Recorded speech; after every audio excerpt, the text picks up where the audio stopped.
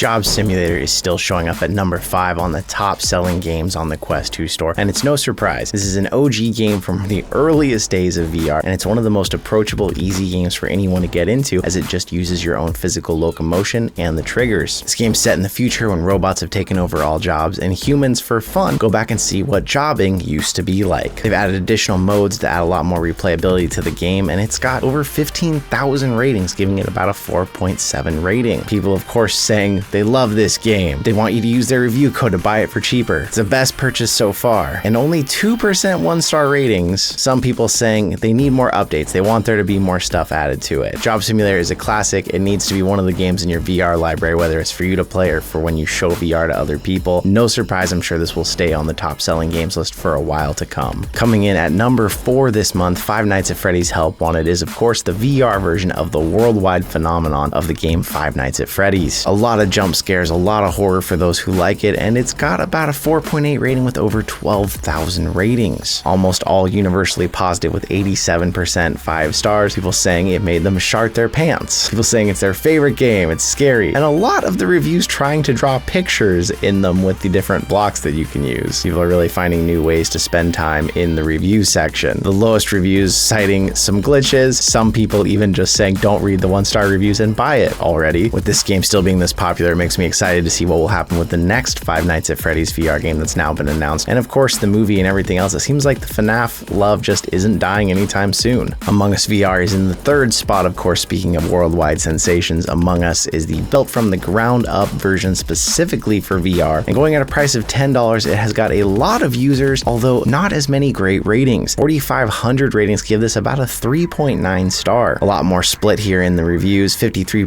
5-star and 14% 1-star. Again, we see the same trend of people drawing different works of art in the comments, people saying it's an absolutely amazing game and they love it. But you get down into the lower reviews and you see people saying that they were banned for no reason, that the system needs to be fixed because they're being ganged up on with reports from people who are all being rude, and a lot of other community issues being cited there. Unfortunately, with something like direct voice chat, it does seem like it's easier for the community to be more toxic in a game like this versus the mobile version that was wildly popular. It's a really cool game, but definitely something that would be best if you have enough friends in VR or you have a community that you can go to play with them, because it can get pretty rough if you're just playing with the randos in the lobbies. In that number 2 spot, Blade and Sorcery still holding strong in the top 5 here. This is the ultimate combat simulator with the ability to go into medieval combat warfare with all kinds of weapons, different enemies, dungeon modes, and of course the modding communities where this game really shines, where you can take in lightsabers or assault rifles and do all kinds of different battling. Heavily physics based, this game is very popular because of the funny videos that have been made out of it and all the fun you can have putting someone in this and watching them just go full psycho. Some of the highest amount of reviews on the store here, 37,000 ratings, about a 4.3 star. 72% saying it's just very fun, it's awesome game, so good to play. And then of course people down in the 1-star saying there's bugs happening, they can't get it to work and are frustrated that they paid for it if it's not opening up. I will say personally, I've had the game crash a few times, but I've never had it not allow me in. It is a lot of game to pack into the processing power of a Quest 2 though. I wanted to give an honorable mention here. Although No More Rainbows didn't quite make the top 5, it's really close to making it into the top 5, and it's nice to see a new game actually getting up there close. For those of you who haven't checked this out yet, No More Rainbows is kind of an interesting take on a VR platformer type game, where instead of being someone like Mario who's trying to save a princess or someone that's trying to save the world, No More Rainbows pits you as the beast coming awake from your slumber to find out there's a bunch of happy little creatures and rainbows and sunshine everywhere, and you want to take it back to the lava-filled world and reclaim it for yourself. Surprisingly, this is selling so well and putting it near that top 5, also because in beta this was free for a long time and a lot of people got to try it back then. So far it's got almost 350 ratings, giving it about a 4.6 rating. 85% of those are 5 stars. People saying it's genuinely incredible, best thing they've played since Bone Lab, great game to go through and 100% the whole thing. On the flip side, people giving it lower scores, saying that they lost progress in it, it didn't save something. People just saying that they didn't find the game all that fun, but really most of the lower reviews citing some issues as they came out of beta, and not very many saying that the overall gameplay was not enjoyable. I'm happy to see some new games pop up on the list, and who knows, maybe this will actually be in the top 5 next time. Beat Saber claiming that number 1 spot spot for top selling games. No surprise here. Beat Saber has almost the most ratings on the game store with over 48,000 ratings. And if you somehow don't know what Beat Saber is, I don't think that's possible, but basically you got a lightsaber in each hand, you're listening to all kinds of music that you know and love and striking these blocks that come at you to the beat of that music. Great rhythm game, great exercise. Price can add up if you buy a lot of the songs through the actual game because they do cost a fair bit as you buy more and more packs. But with that said, it's got 78% 5-star ratings, with of course people saying brilliant game, amazing, and then pointing out some of the things, the suggestions they have, or people trying to get you to use their review codes. And then as you get into the lower reviews, it's a lot of stuff about the updates, especially people who have mods. The updates to the game tend to either break their mods or mess up the game altogether, and it can get very frustrating over time, especially if you're trying to play a lot of custom songs on it. So there we go, top 5 selling games in July 2023. Remember, these are only ones sold and through the official Oculus store, so games on App Lab like Ghost of Tabor, great game, can't count here, and free games like Gorilla Tag, which is still free on the Quest 2, also don't make it to these lists. But that said, we've got some lists coming of some top App Lab games, Gorilla Tag clones, and all those other things, so hang out, make sure you're subscribed for all that, and thank you once again for being here. I will see you